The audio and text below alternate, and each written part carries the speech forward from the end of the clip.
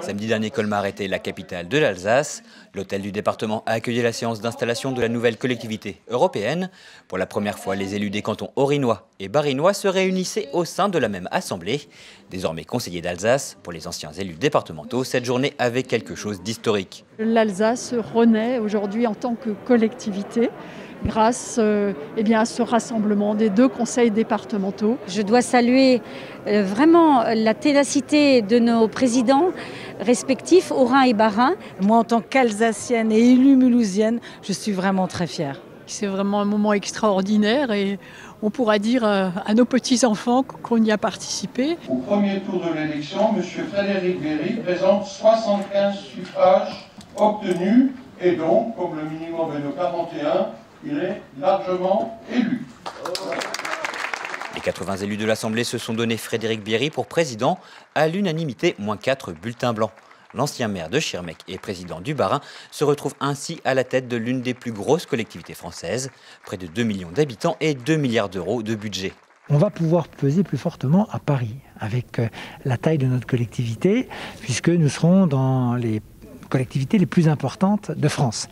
Je crois qu'aujourd'hui, si on veut revendiquer des capacités à agir renforcées, si on veut porter l'évolution de certaines politiques publiques, le fait qu'on soit en force, reconnu par notre territoire et par les habitants, nous donnera des capacités à négocier plus importantes. Dans la ligne de mire du président, les compétences économiques et santé publique, à peine créée, la CEA se voit déjà en plus grand, une ambition partagée par l'Assemblée.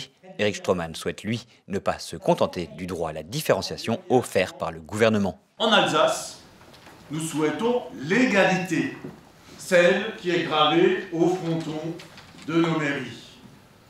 Nous voulons l'égalité car nous souhaitons être traités comme d'autres régions françaises, la Bretagne et la Corse par exemple.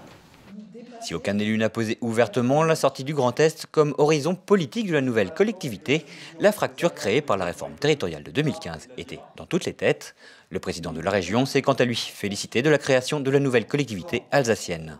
Je suis venu en ami, je suis venu aussi en partenaire du quotidien. Vous savez, moi je fais de la politique pour, je ne fais pas de la politique contre. Et je n'oublie pas que j'ai été moi-même signataire des accords de Matignon qui permettent aujourd'hui à la CEA de voir le jour, d'être créée. Et je félicite naturellement Frédéric Bierry pour cette toute nouvelle présidence. Félicitations également venues de l'Eurométropole et de la ville de Strasbourg. Prochaines grandes échéances de la CEA, la présentation du budget courant janvier et surtout les élections départementales qui devraient se tenir au mois de juin.